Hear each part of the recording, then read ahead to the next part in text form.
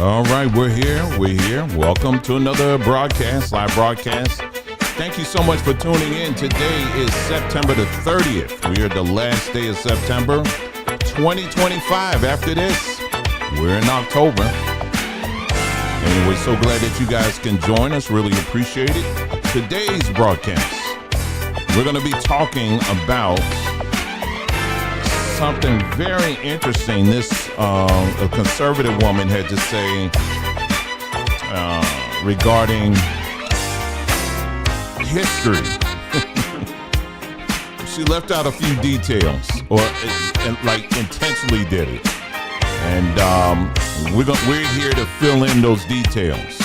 So when it comes to details, we do take our time. So if you're someone that's wanting this in a wrap in 2 seconds, this ain't going to be the broadcast for you. But we're not going to drag it out, though.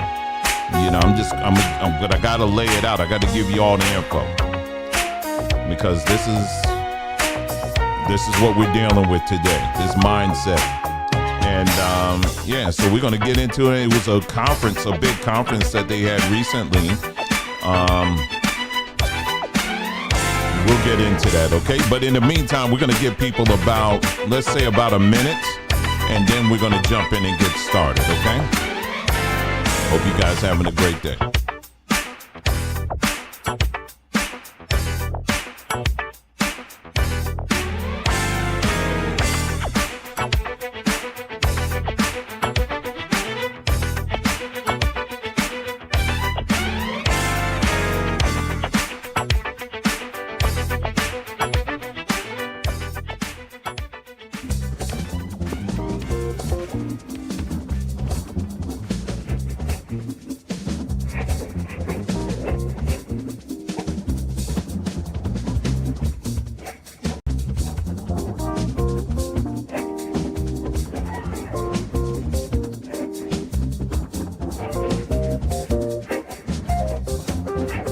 All right, about another 20 seconds, and then we're going to jump in and get started.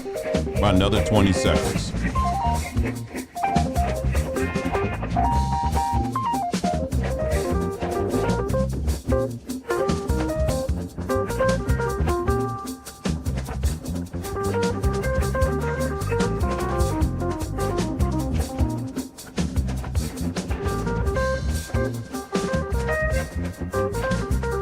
All right.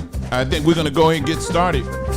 Thank you again so much for tuning in to this broadcast, live broadcast. So glad that you guys can join us, and really appreciate you being here.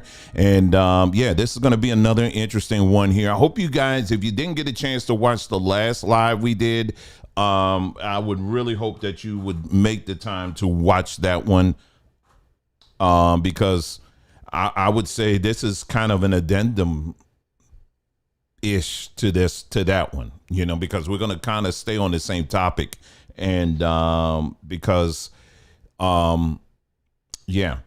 we need to, because this is the time now that we're gonna have to do this, and we're gonna have to a lot of times you hear people saying expose, but there are things that need to be exposed. I mean, in the last broadcast, for example, I talked about how, this fascination when we went throughout history that, Black Americans have with Jews, with Israel, and that a lot of the things that's happened in our culture happen under the watchful eye of them. And it's just what it is. That is history, and you can't get away from that. And so we kind of meticulously went through just a few areas, but there were plenty more areas I could have gone into. But we'll just, and those are areas, quite honestly, if you followed this platform for some time, I have been talking about this topic for a number of years, and taking heat from it and all of that. But we're going to keep on doing it, and that's what it is. So. And like I said in the last broadcast too, I'm not going to sit up here and pose myself as any kind of threat, because right now I'm not a threat to anybody right now out here. It's only when people begin to listen that's when you start becoming a threat. And so I'm not going to sit up here and act like I'm some kind of whatever, but but this information, if you actually start taking it and looking in it from yourself and verifying it, you're going to start seeing some things happen very quickly. I assure you. All right. So anyway, good to have you guys here. Really appreciate you guys being here. Just very, very quickly, just a reminder, make sure that you check out our website. And that is sambatree.com. Again, that is sambatree.com. And make sure that you especially head on over to Samba University. We got a couple of things going on here. She's gearing up to do another alternate day fasting live version of this class. So make sure you jump on that one. Okay. The other thing is we have the Breaking the Chains, the Journey Beyond Belief. That's a class I'll be teaching, a seminar, and that's going to be 4 to 5 hours maybe of just, it's going to be a lot. It's going to be a whole lot, y'all. And I'll just read it for you. The Journey Beyond Belief is a one-day seminar designed to help you think critically about the Bible and Bible-based systems of faith. At its core, this seminar emphasizes that belief itself is not the enemy. Belief, when rooted in truth, can empower us to set goals, achieve greatness, and positively impact those around us.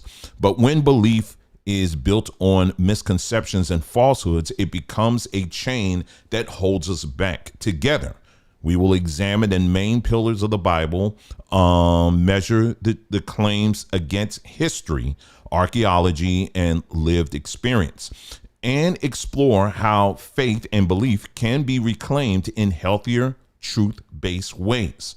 With personal testimonies, historical analysis, psychological insights, and open discussions, this class provides both clarity and a path towards healing for those on the journey beyond religion. So, yeah, so it's going to be a very, I think it's going to be awesome. And it's going to be something taught online. And this is the last week. So by the end of this week here, the early bird registration price that goes away, and then you'll be paying full price. So, if this is something of interest to you, make sure you jump on it by the end of this week. Okay. And, and while you're on Samba Tree, of course, we have all kinds of different, herbs and, powders and oils and natural things to address many of these issues that we see in the news all the time, people getting angry, losing themselves, crashing out, all kinds of stuff. I just saw a video today.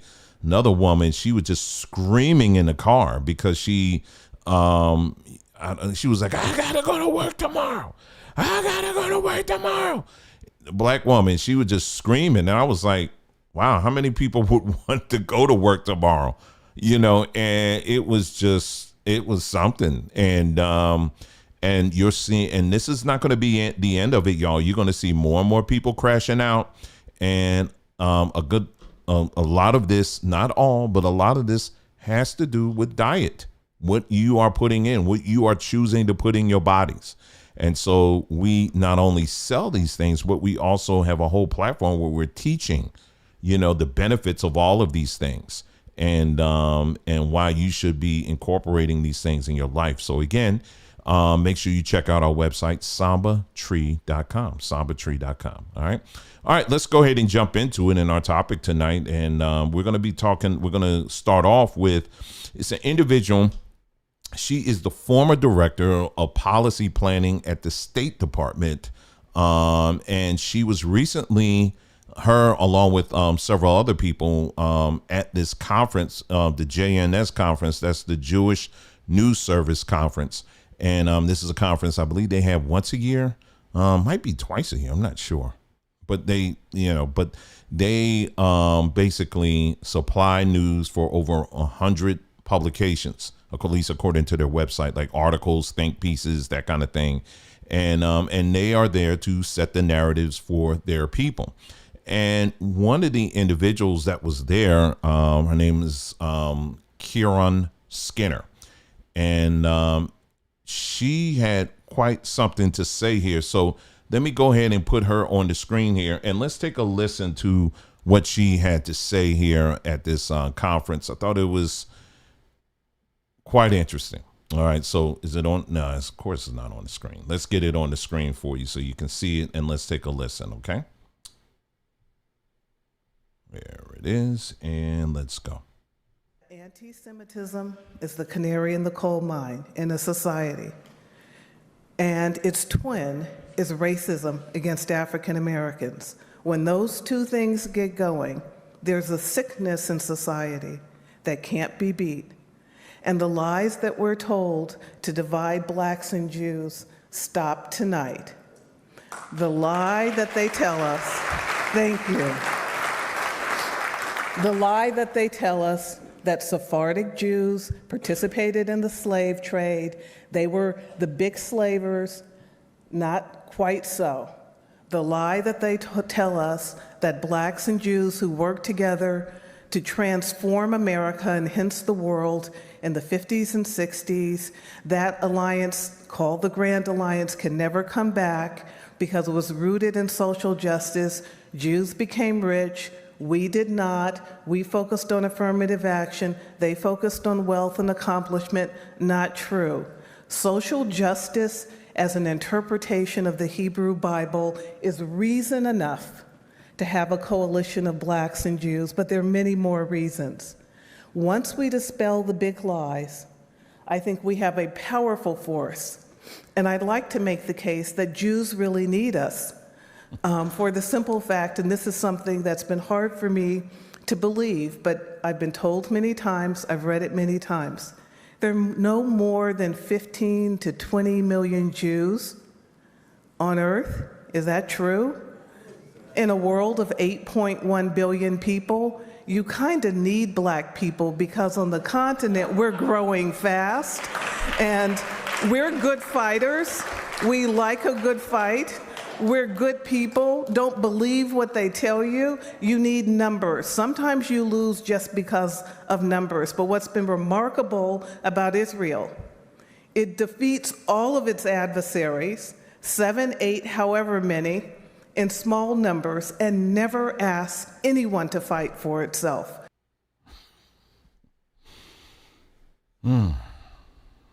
Where, oh, where do we begin with that? Where do we even begin with that? Wow. And the thing is, my wife and I, we were actually in the car. We heard this, and my mouth was just wide open. I just was like, wow, did she actually say that? And Nicole, she was like, yeah, I wonder how much they paid her or something like that. I said, Nicole, the problem is that for people like this, they probably didn't even pay her a dime. There are many people out here that will proudly and gladly say this kind of stuff and mean it. They believe they're about the Father's business. Anyway, so there's, as you can hear, there's a lot of directions we can go with this, different things that she said there. You've heard me talk about many times. Yes, if you look at civil rights history in this country, you will in fact find Jews that were fighting side by side with Black Americans to topple the Jim Crow system and all of that. You will find that. But you will also, but as I always say, they always fight on both sides of every issue. This is their strategy, and it's been their strategy as long as time itself. When you go back to same period in Jim Crow era, many of those department stores that had lunch counters, those department stores were owned by Jewish families. So yes. And then we talked about also the, what was going on there. Just, if you go back even further than that, just everything from cotton and how they were moving cotton all throughout the country. I have spent hours upon hours upon hours upon hours unraveling all of that. But to sit here and to only focus on one side while ignoring the other side, yeah, you're not even trying to be, to tell the truth on that. So we're going to go, and that's what we're going to do here. But what I want to do now is I actually took some time. And one thing, when you're talking about this particular topic here, about these individuals, the best way to do it is to simply go to them and have them tell you their story. And it's just as simple as that. So what it does, it eliminates all the, your tinfoil hat conspiracy theory stuff and all of that. You just go right to them and they will tell you themselves. So the video that I'm getting ready to play for you now, it's about 13 minutes long, and it's a compilation of several videos that I was able to put together. I might be able to make it shorter because there's one that they're part of a long lecture. And so, I just kind of just did from A to B or whatever. So I might be able to shorten some of it. So just wanted to let you know about that. So let me go ahead and bring this video up here. And the first one you're going to look at is just documented history in and of itself. I mean, it's that the videos after that are going to be actual Jews telling their story. This next, the one after that, no, actually the first video, my bad, is going to be from an actual Sephardic Jew. And as you know, Sephardic Jews, they were known to be of a darker skin. You find a bunch of them down in the Caribbean, even to this day. There's a lot of Sephardic Jews that you'll find. That's one of the places. And in the video, it kind of goes through this. But this is an actual Sephardic Jew. I mean, whose word you going to take? Her word, or you going to take their word? So let's go ahead and bring this video up and let's take a listen to what they actually say. We have in the 17th century two brothers, Diogo and Felipe Sosa, who were Nassau merchants from Amsterdam and settled in Senegal. And they had connections with Portugal, with Holland, with England, and Milan in Italy. Atlantic slavery begins in the 16th century when Portuguese Anusim or conversos established trade networks in various islands, Madeira, Azores, the Canary Islands. And in these places, they established trading posts and Jewish communities. And by Jewish communities, I mean they were secret communities. They didn't have open or public worship because these lands were under Portugal or Spain. So they were not able to do that. We have here in this map, you can see where Azores, the Azores Islands are, also Madeira Islands, and the Canary Islands as well. So these are close to West Africa, and this distance is what is going to facilitate the slave trade coming from sub-Saharan Africa, Mauritania specifically, all the way from Mauritania all the way down to Angola. And these slaves are being brought to these islands by Portuguese Jews. Asientistas refers to those persons who had the contracts in Spain in order to be able to sell slaves in the New World, in the colonies. And if you were not an asientista or asientista, you didn't have these contracts, you cannot sell slaves. Spain would not allow it. And so one of the important facts about this is that Antonio Fernandez Elvas, in the 17th century, he was an asientista, and he had contracts to sell slaves directly to the colonies between 1580, 1640.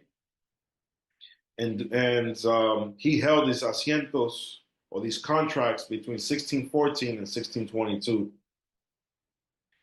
He was connected to every single or major slave trader in the Spanish and Portuguese Empire. As clandestine Jews, Nassau merchants were able to circumvent the limpieza de sangre decree, which was purity of blood, stating that if you didn't have more than 3 generations of you weren't able to prove 3 generations of old Christian blood, you were not able to enter the New World colonies. But these Jews managed to circumvent these laws by different ways. But people did that. Yeah. And so some scholars reached an apologetic conclusion in the 20th century saying that Jews manumitted their slaves more readily or treated them better. And I find that no position is really captures the truth. So in fact, I crunched the numbers in my wills, and I found that slaves were about 11 times more likely to be bequeathed than they were to be freed by Jews. So it's very uncommon to actually free manumit slaves. And there are cases of Jewish abuse of slaves. And then there are plenty of cases of manumissions. In one case, he manumits a Jewish slave owner manumits his quote-unquote mulatto son because of the love and affection he has for him. So there are cases of sort of sentimentality as well. But Jews are like everybody else. Right. There are some abusive slave owners, and there are some that own slaves because that's what's done in the colony that they live in. Yeah. So if it's the case that Jews were more or less following the same patterns as anyone else living in that area, is it your understanding that that's the same case for the Jewish North in North America and the Jewish South in North America, that essentially they operate no different than those in the region? Yeah, I think that's where we are in the scholarship on this issue right now, and there's some new scholarship coming out, especially focused on Suriname, where Jews had a whole plantation community of their own, autonomous Jewish plantation village called Yodin Savannah, where they enslaved thousands of Africans. So there's been a lot of new research, and I think where we are writ large is that the Jews show no particularity in their slave ownership than anybody else. 1492, and from Portugal in 1497. Many of these Jews immigrated to Holland, where they set up the Dutch West Indies Company to exploit the New World. In 1654, the first Jew, Jacob Bar Simpson, immigrated from Holland to New Amsterdam, or New York. And in the next decade, many more followed him, settling along the East Coast, principally in New Amsterdam and Newport, Rhode Island. They were prevented by ordinances issued by Governor Peter Stuyvesant from engaging in the domestic economy, so they quickly discovered that the territory inhabited by the Indians would be a fertile field. There were no laws preventing the Jews from trading with the Indians. The first Jew to begin trading with the Indians was Hyman Levy, who imported cheap glass beads, textiles, earrings, armbands, and other cheap adornments from Holland, which were traded for valuable fur pelts. Hyman Levy was soon joined by Jews Nicholas Lowe and Joseph Simon. Lowe conceived the idea of trading rum and whiskey to the Indians and set up a distillery in Newport, where these two liquors were produced. Within a short time, there were 22 distilleries in Newport, all of them owned by Jews, manufacturing and distributing firewater. The story of the debauching of the Indians with its resultant massacres of the early settlers is a dramatic story in itself. It is essential to comprehend the seaport of Newport. It is important in order to recognize the Jewish share in the slave commerce.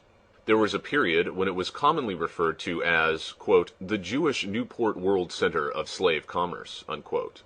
Altogether at this time, there were, in North America, 6 Jewish communities: Newport, Charleston, New York, Philadelphia, Richmond, and Savannah.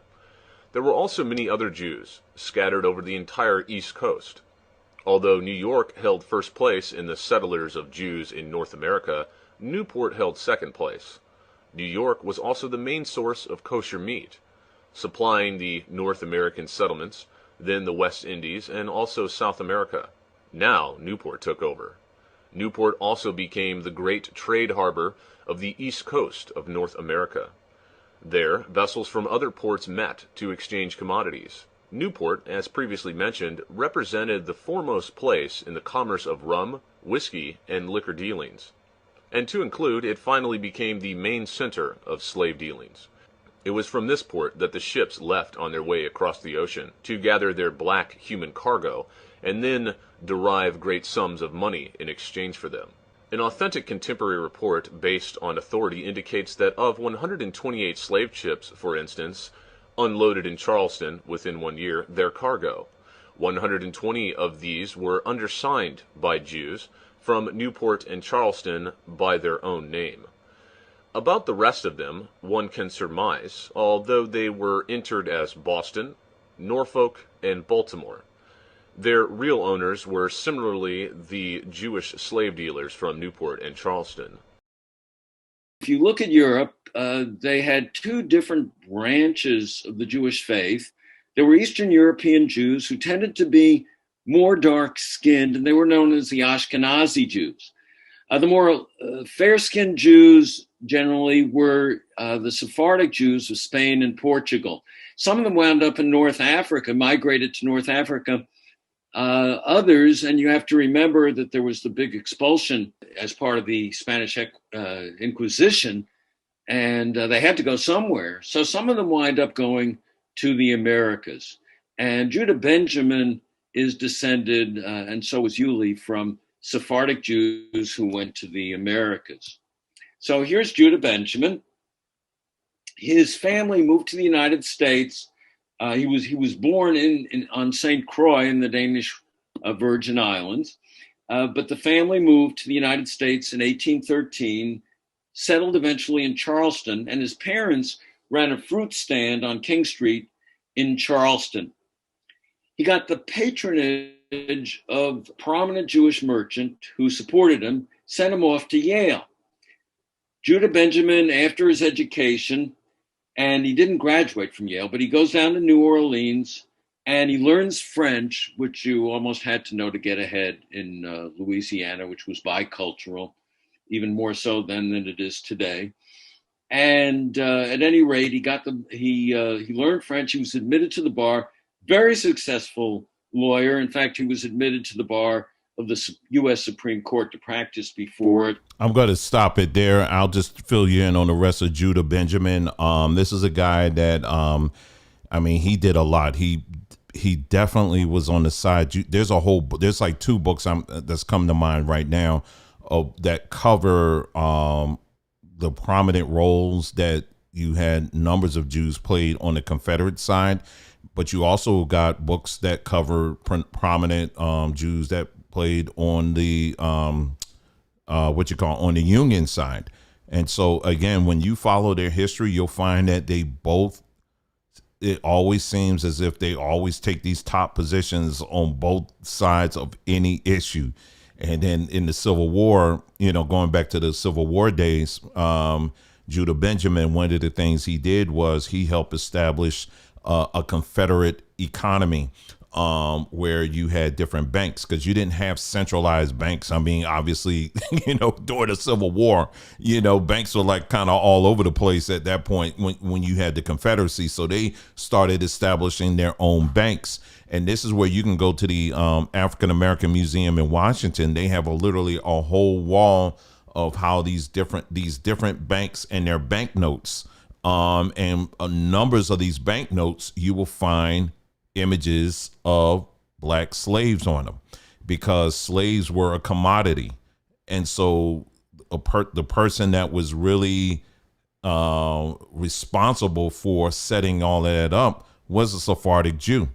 Now, here's where it gets funny to me. It gets, I don't know, funny, bizarre, whatever.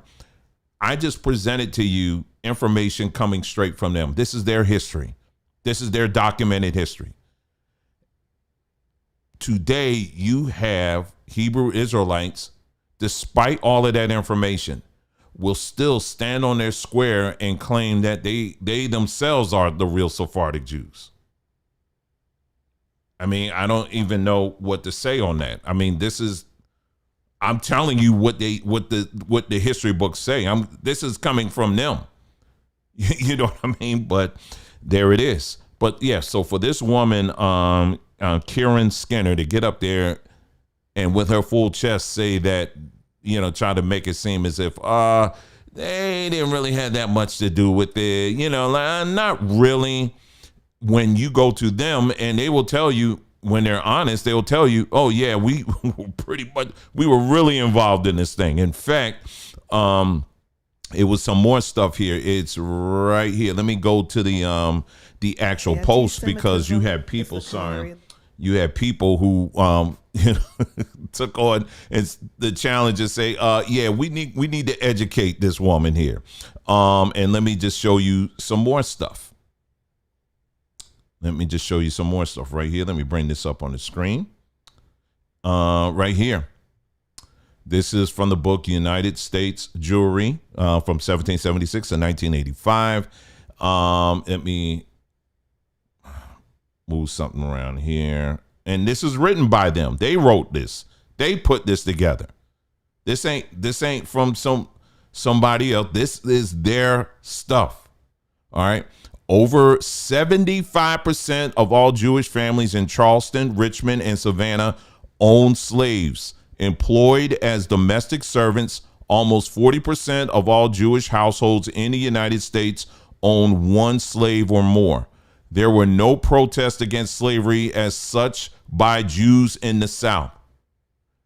They wrote this. I'm trying to tell you, this ain't somebody else is saying it. They wrote this. This is their book. This is their history book. And so when you hear people try to say, try to make it seem like, well, because that's the talking point. Well, we were involved, but it wasn't that much. Let's read it again for the slow in the back. Over 75% of all Jewish families in Charleston, Richmond, and Savannah own slaves. Employed as domestic servants, almost 40% of all Jewish households in the United States own one slave or more. There were no protests against slavery as such by Jews in the South. Let me go up here. This wasn't highlighted, but let me read this up here. I'm going up. Let me see. They adopted the mores of the Gentiles. In the South, they were delinquent, in their respect for women. Slavery, on the whole, Jews accepted this institution without question. In the 1770s, in the North, Riviera and Lopez of Newport had been known as slave importers on a substantial scale.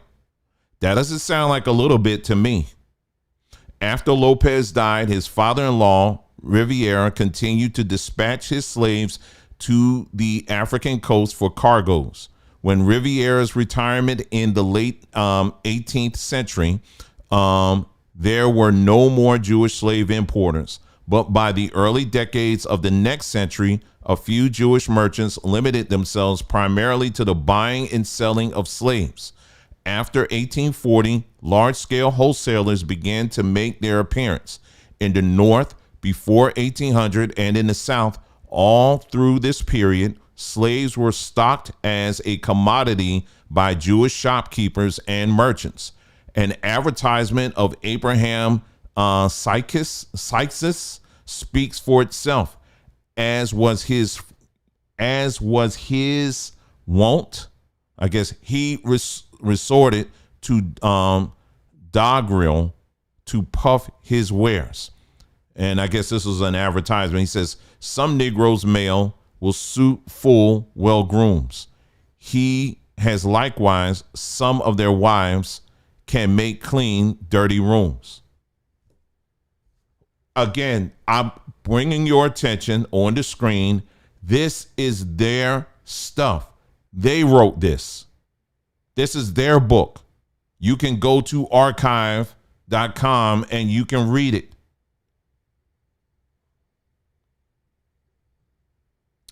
Here's another one. This is the Jewish Encyclopedia. This is one I've pointed to a lot.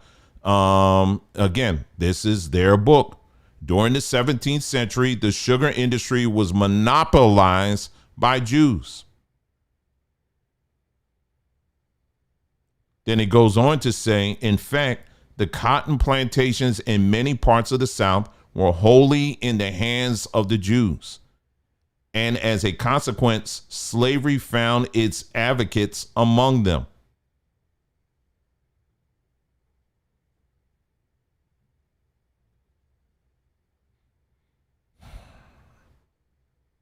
Anyway, let's move on. Jews owned some of the best plantations in the river valley of Pernambuco. That's in Brazil. Owners of sugar plantations and mills were known as Sembores de Engendo. If I'm saying that right. Jews were also among the leading slaveholders and slave traders. We actually did a video on the treatment of slave Africans that were brought to Brazil as slaves. And when I tell you, the United States, in many ways, the Africans that were brought over as slaves here, I would say in numbers of ways, we actually got off a little bit easier because the accounts, the detailed accounts of how they treated Africans down there in Brazil, it would make a Jeff Epstein blush. In Brazil, they had the largest, on the eastern seaboard, I think it was the largest synagogue down there. And this is another book, Slavery and History. The Jews were the common mediators and factors in this traffic, as well as most extensive slave traders all over Europe, both then and in subsequent times, and a considerable part of the heredity hatred of the European masses towards Jews is to be ascribed to this historic fact. Like I said, y'all, all you have to do is go to their stuff. You have to go to their books. You have to go to their resources, and they will tell you themselves.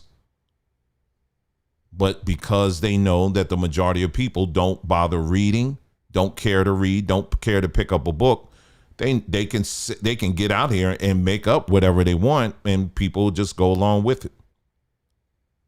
Okay, so let's go ahead and continue here at this conference. This was a very interesting conference, and for those that just joined us, thank you so much for joining. We were talking about this woman by the name of Karen Skinner. She is a conservative woman who got up here and made the claim that Sephardic Jews had it's a lie to believe that Sephardic Jews had any kind of real role in the transatlantic slave trade. And so we're just taking our time to disprove that claim by just going to the Sephardics ourselves and let them tell you. Let's go to this woman here. Her name is Jordana Cutler. Sorry. Now, she is Meta's director of public policy for Israel and the Jewish diaspora. That's a big name. That's a big title. And, just for laughs, I said, I wonder if Meta has a similar department for Black Americans. Well, you know the answer to that. No, they don't. But they do have one for this group. Let's take a listen to what she is doing at Meta. Now remember, like I just said, Meta doesn't have a department like this for Black Americans. They don't, and I don't know if they have a department for any other group like that. What they did was, for everybody else, they swept it under a civil rights group. But anyway, let's take a listen to what she's doing, the great work she's doing for Meta. In addition to my work leading the Israel public policy team, I created a new role specifically focused on the Jewish diaspora. It is a privilege to represent Meta to Jewish communities worldwide. I am proud that Meta's commitment to addressing anti-Semitism on our platforms has remained steadfast, especially after October 7th. Our policies are industry-leading in protecting Jewish people and Israelis on our platforms. Our community standards include policies that prevent harassment, violence, and incitement, and include a robust framework to combat anti-Semitism. Our hateful conduct policy includes specific protections for Israelis and Jews. We banned Holocaust denial and distortion back in 2020. We changed industry thinking on this issue, designating denial as hate speech rather than misinformation. It wasn't just about facts, It was about protecting people from harmful conduct. We banned content with harmful stereotypes about Jews, such as the claim that Jews run the world or other major institutions. We updated our policies to recognize that the term Zionist can be used as a proxy for Jews and Israelis. We banned content claiming Zionists run the world or control the media, and we do not allow for dehumanizing comparisons of Zionists. It's a delicate balance between safety and expression. My role is to ensure that the voices of Israelis and the Jewish community are heard in this policy-making process. Now, listen, isn't she just proving her point? I mean, in other words, she's getting up here and saying that they have a whole office basically designed to tell people, and I just told you earlier, there is no other, they don't have one for Black Americans. And I would think they probably don't have one for Asians or anybody else, but they have one for this group. So we don't have that ability to go and to basically to tell certain group, hey, take that off. But they do. And she's saying that the purpose of this office on my role is to tell you that, no, we don't control the world, or no, we don't control the media. What do you call that? Okay. Anyway, and one of the things she mentioned about denialism. And what that means is it's basically people who deny that the Holocaust happened. Now, what I find interesting about that is, if you do have, in some countries, if you are caught denying, like you can't get on social media and get up here and say that, it never happened. Because in some countries, they will actually arrest you and put you in jail. And there was a couple of cases where you had older people, I'm talking about elders, who were thrown in jail because they did, according to their own research, they looked into it and they said, hey, I don't see any evidence of this, and so the government jumped on them and said, okay, well, you got to go. You got to go. You got to go to prison. But anyway, let's. There's a video I'm looking for here. I'm trying to find it. Where is it? Give me just a moment here. Hopefully I can. Oh no, it's not all the way down here. Hold on. I probably have to do a quick search on this. Oh, and then the other point I was going to bring up is that isn't it interesting that they, talking about these Jews now, they have their own policy. You better not deny our history. Now that's their thing. Okay, that they have a strong policy that you cannot deny their history. But when you sit back and you listen to a lot of these Negroes online, I just had someone leave a comment today. Where are the slave ships? But where are the slave ships? I've had other people many times have come to me and say that the transatlantic slave trade didn't even happen. We were always here. We will deny our own history and do it proudly. But these folks here are saying, no, we're going to stand on our square when it comes to our history.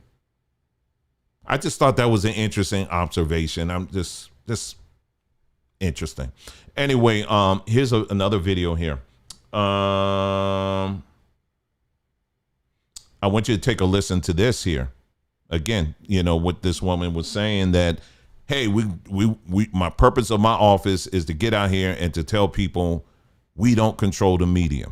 Let's take a look at this. Tom Alexandrovich is with the National Cyber Unit. He is the head of the Technological Defense Department. The state prosecution received almost 30. I think it handled 26,000 and received about 40,000 inquiries starting from the 7th of October regarding inciting content, about content that leads to demoralization, about some malicious content. This is huge data. 90% of this data is all under the Meta group, which includes Instagram, Facebook, and so on. There are organized campaigns on this issue. We saw a lot of posts. A lot of posts that the prosecution removed. Several hundred posts of content associated with It is an initiative that came from Iran. it is not only about such enemies. We are also talking about activists or other anti-Israeli activities that are organizing against Israel. I also encourage people to report to us so that others can benefit. Okay, 40,000 complaints that they filed in, 90% of them were approved.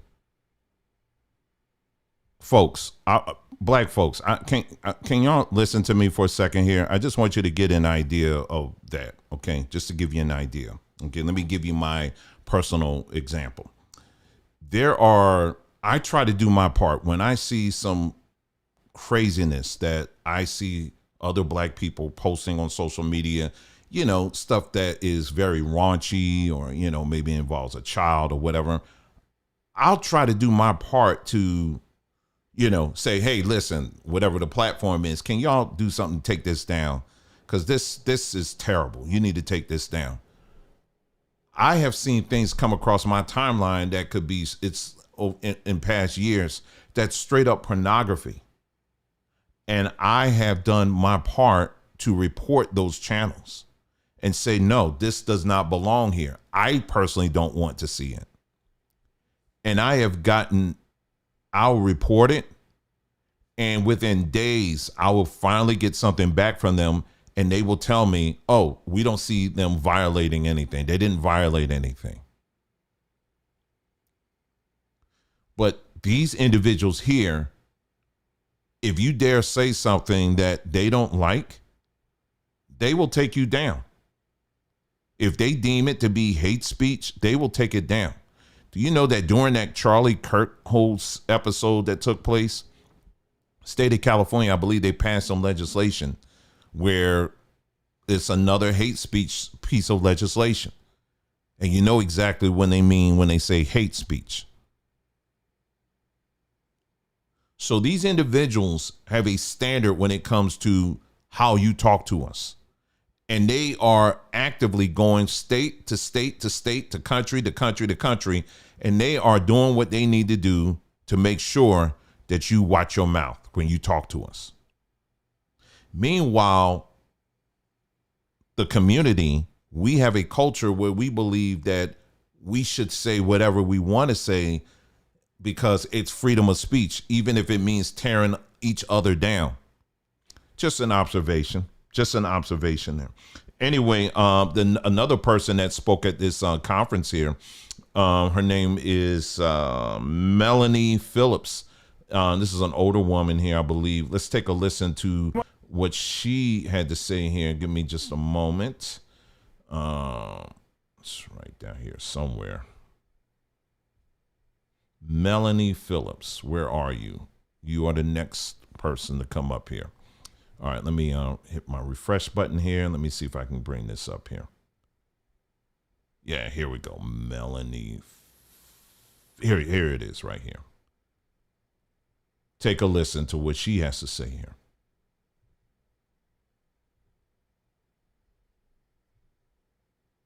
Every culture that's tried to destroy us has vanished while the Jewish people has survived. What's kept us going through the centuries?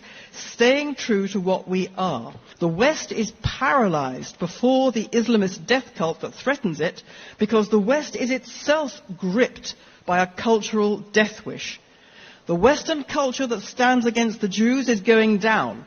The West will survive only if it decides to love itself and if it decides to love us, the Jewish people, instead of disdaining us and trying to erase what makes the Jewish people special and what's made the West special too. Hear that? Yep, they want us to love them. All right, so I'll just leave it at that. The next one here, he was at the conference too. This is a guy, Leo Terrell. Leo Terrell, basically, he started off as a Democrat some years ago, and he was oftentimes featured on Fox News. And then I guess he caught the Ruach HaKodesh. And now he is very much team Israel. And I'm trying to find this video of him, Leo Terrell. Let me see if I had to do a search for him. Oh, this thing always does this. Like puts my stuff out of order. Let's see. Leo, where are you? All right, I probably have to do a search right quick here. Hold on for just a second here. All right, Leo.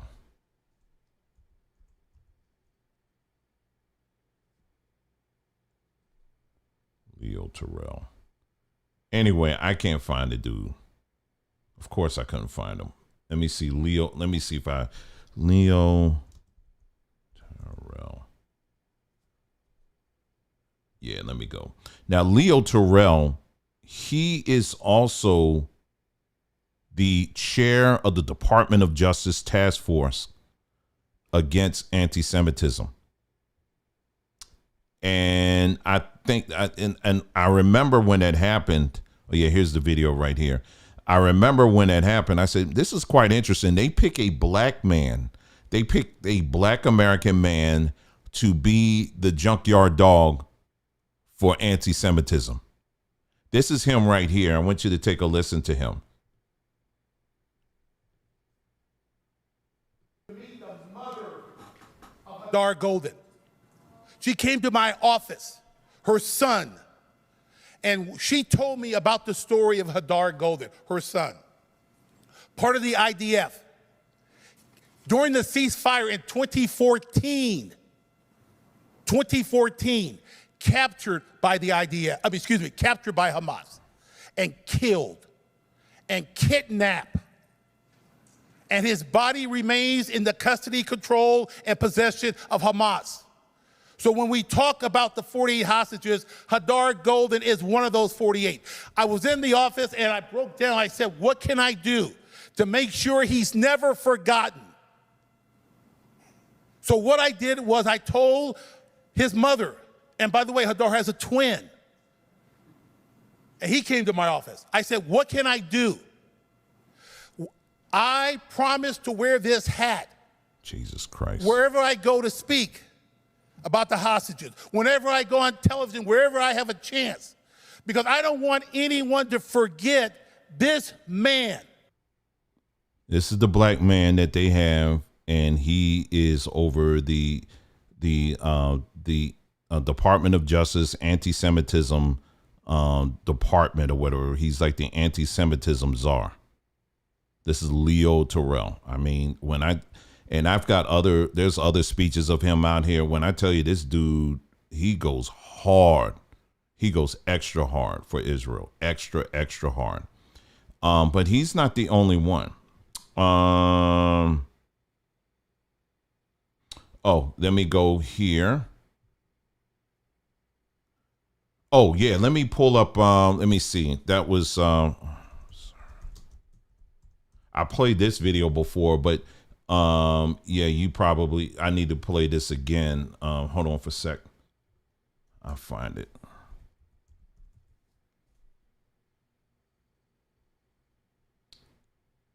This guy, he's a Republican. He is, oh, here it is right here. He's a conservative. He actually works with Turning Point. And his name is Officer Tatum. And it was interesting because he had Netanyahu. He has a podcast. He had Netanyahu on there. And I was like, I had to almost fell out my chair because I was like, I have never seen Netanyahu show up on a black person's podcast. I've never seen that. But he showed up here because that gives you an idea of where they are in this PR war. And anyway, I want you to listen to this story. I played this before, but I want you to listen to it. I just, no words, y'all. As a Christian who went to Israel, I spent 2 weeks there with the church, and we had an incredible time. We had only one incident where a small child spit on one of the pastors, and immediately after, there was an adult that came by and said, "That's not a representation of who we are. You know, we love you guys. You guys are always welcome here." And I have to say, no adults gave us any grief. We had no issues whatsoever and our experience there, it was actually an amazing experience. It actually changed the way I thought about Israel, and I fell in love with Israel when I came there. So, God. Dude said he fell in love with Israel after one of the pastors got spat on. This is real. This is real life, y'all. This is real. I'm trying to tell you, this is what's happening. Yeah, they are finding the right ones to oh my goodness. And this is him right here as well. When I tell you this, these people are so bought off. This is him right here. And I saw him on TikTok. When I tell you he is so bought in, he's got this Hebrew writing all on his arm. He is bought in, y'all. He is bought in. He is bought in. He's not the only one. There's another woman here. Let me see if I can find her. Because, see, they all, as Christians, they've all bought into this whole narrative. And I'm going to play that too. I'll bless those that bless thee, and I will curse those that curses thee. They bought into that. And so they really believe that. Let me see.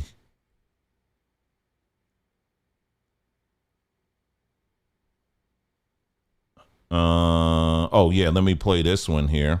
This is him again. Really something. I'm playing these things because a lot of y'all, I don't know if you are aware of this, but here we go. Jesus was a Jew.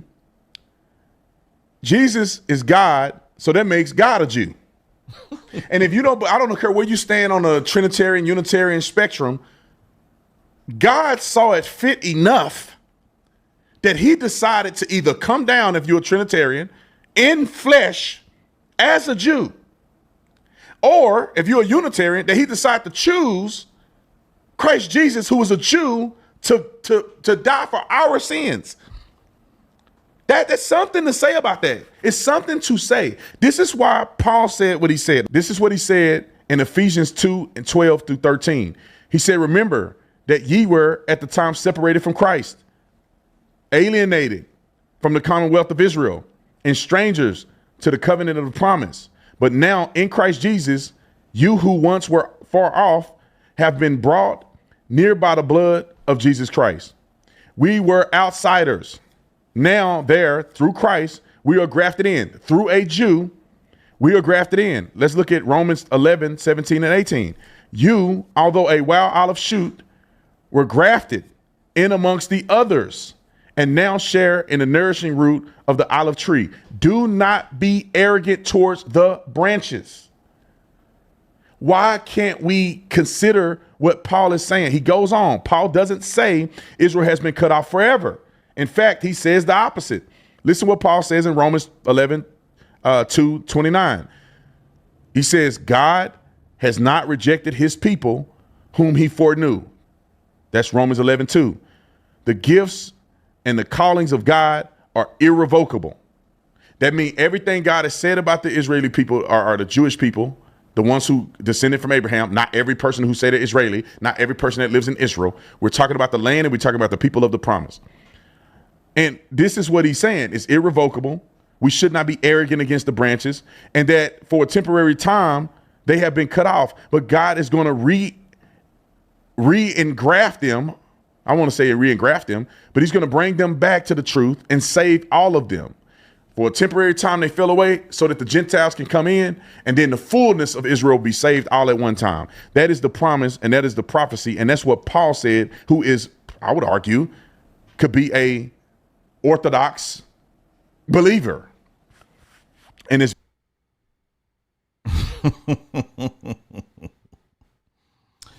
yeah. Now here, let me move on here. Let me move on. Now I know for some of you, you'll say, "Oh, look at these coons. They're all coons." Well, I would also argue that you got a significant amount of people out here who believe that they are those people. They've taken it a step further. They said, "No, forget that. They ain't the real ones. We're the real ones." Yeah. No different. No different at all. This is another one. She's another conservative.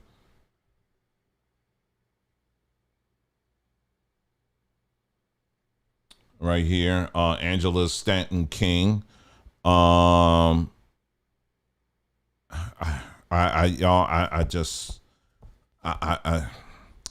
breaking news. Okay, let me just expand it here. Breaking news, and I think she's like kind of like working with, the Trump administration, something of other on the health stuff or whatever.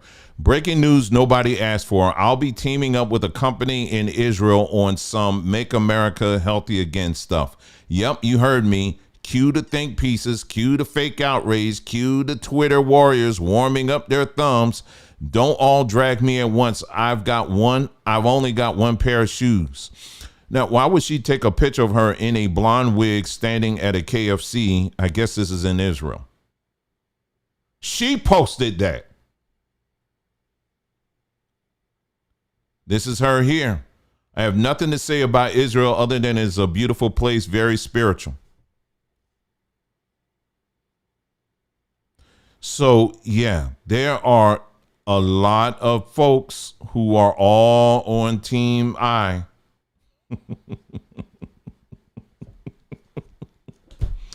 Oh, my goodness. So you got to ask yourself, man, why would you even want to pretend to be these people?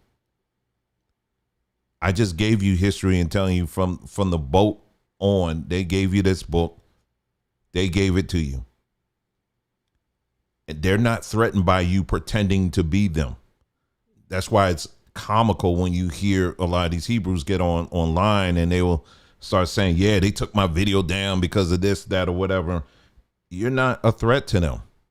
You're pretending to be. It's cute. When they see y'all on the streets yelling at the long debates and E1BA and all that stuff, that's cute. It's funny.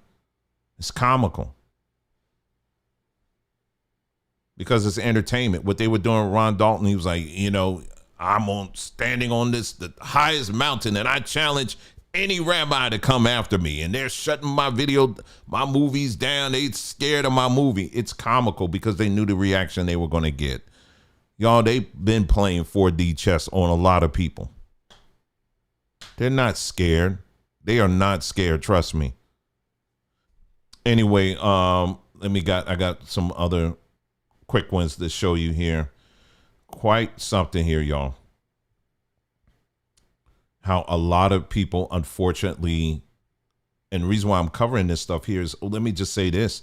Listen, they may take my stuff down. And it wouldn't be the first time.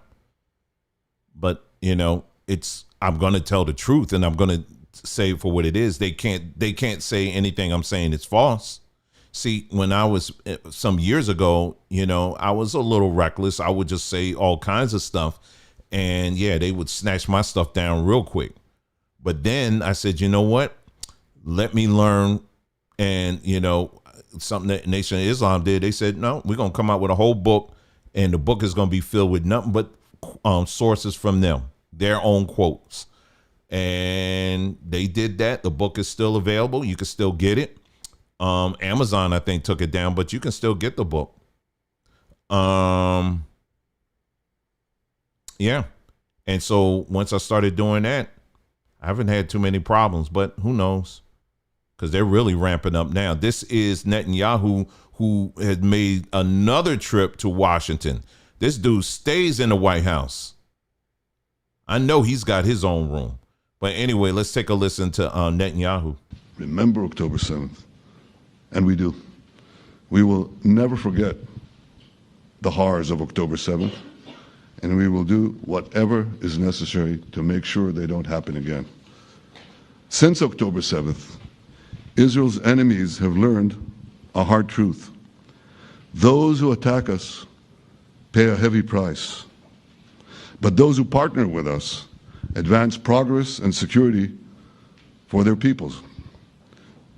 President Trump just said it. It's also in the Bible. It says, those who will bless you will be blessed, and those who will curse you will be cursed. And that's actually what is happening. We want the blessings. I think we've done a lot in the past 2 years to end the curse. We're not finished, but we've done a lot. Okay. There you go. This is something that just happened here. I don't know this dude here, but I'll read it to you. I'm just giving you an idea of how these people organize, and then we close it up. Former Trump campaign manager Brad Pascal has registered as a foreign agent for Israel to create a pro-Israel content to target Gen Z audiences, according to The Hill. The contract, for Pascal's Clock Tower X LLC is worth $6 million. Interesting number. Israel wants Pascal to help game algorithms and to target Gen Z audiences across platforms, including TikTok, Instagram, YouTube, podcasts, and other relevant digital and broadcast outlets, according to Responsible Statecraft. Israel wants the social media campaigns to hit a minimum of 50 million impressions per month. Clock Tower will create new websites to influence how AI GPT models such as ChatGPT, which are trained on vast amounts of data from every corner of the internet, frame topics and respond to them, all on behalf of Israel, Responsible Statecraft reported. The contract says that Pascal's agency shall provide strategic communications, planning, and media services in support of clients' engagement by the State of Israel to develop and to execute a nationwide campaign in the United States to combat anti-Semitism. Clock Tower X LLC will be primarily corresponding with Chief of Staff at Israel's Ministry of Foreign Affairs, and then give the guy's name. The revelation comes after Israel's Prime Minister Benjamin Netanyahu said on camera that Israel needs to use social media as a weapon. Okay. There's other videos I can show you, but I think, I think we covered quite a bit in this broadcast here. But yeah, this is what's going on. And I have been saying to y'all for a very long time how this landscape with AI, a lot of these AI companies are based where? Have a significant presence where? In Israel. So for people to sit here and to think that somehow you can build community on their plantation, it's impossible because they control it. They control the flow of information and how it's perceived and all this other stuff. Why do you think you have all these distractions on social media right now when it comes to black folks? You got black women against black men and vice versa. Now you got, people want to, I'm not from Africa at all, and those are tethers over there. And we're from Atlantis and this and that or whatever. You think that just came out of nowhere? It didn't just come out of nowhere. When you're on someone else's plantation and they have all the controls, they can do all kinds of stuff like that. They can do they can do it pretty much anything they want. And what we did in this broadcast here is to kind of peep in and give you some more insight. There's a lot more. I can go even deeper with this because I have some examples I could show you of how they literally are playing both sides. I'll give you one, for example. There is a very prominent channel or page, profile, whatever you want to call it, on X. It's called Libs of TikTok. And I'm sure some of y'all who may be familiar with X or Twitter, you may have heard of that. It's a very significant channel, page, profile, or whatever. And as the name suggests, they pretty much expose what liberals are doing. And they go pretty hard at it.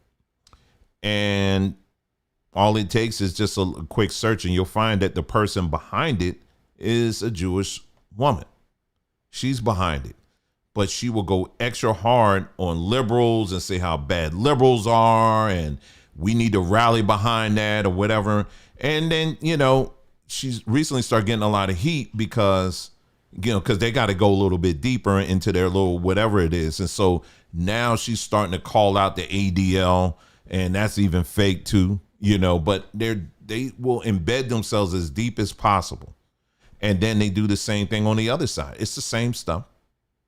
Now, in this broadcast, we focus on conservatives, but I can also go on the left side, and there's numbers of people. You think this whole Gaza thing is really ultimately about That's the good side. You really think that? You really bought into that?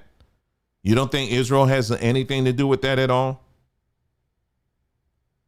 I showed a video, and I would show it now, but I'm not going to, just for the sake of time but I do want to show that video again because I have a feeling a lot of people didn't even bother to watch it.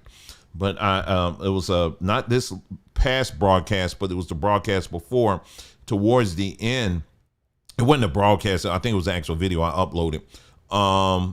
This guy, he laid it out. It was his theory, but it's based on a lot of things that really makes you go, as to why we have this whole Israel versus Gaza stuff in the first place, and why there's this rising hatred towards Israel. Why are we actually seeing this?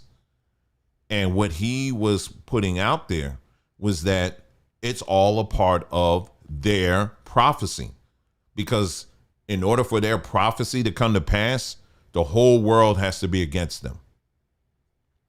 I'll leave it at that, but it's in that video. I would strongly advise you to watch it. It's only like, that part of the video is only like 8 minutes long, and I gave the link to the whole talk and all that. It's quite interesting. And I tend to agree with them on that, and what really this is all leading to. But, I hope we'll see what happens with this video. If it stays up, great. If it doesn't, so be it. But we're going to continue to just go through the truth as it is. And I wanted to do this one because I saw that video, like I said yesterday, this woman trying to literally snip out a significant part of history. I said, oh, no. You're not going to get away with that one. So, yeah, that's why I wanted to take the time this evening and provide you with that information to show you in their own words, she ain't telling the truth. So anyway, that's all I have for you. Thank you so much for tuning in to this broadcast, and hope you got something out of it. Make sure you check out our website, sambatree.com, sambatree.com, for all your health and wellness needs. Remember that class that I'm telling you about, breaking the chains, whatever I call it. The early registration ends the end of this week. Make sure you sign up for it. All right? Take care. Thank you so much for tuning in, and I'll talk to you next time.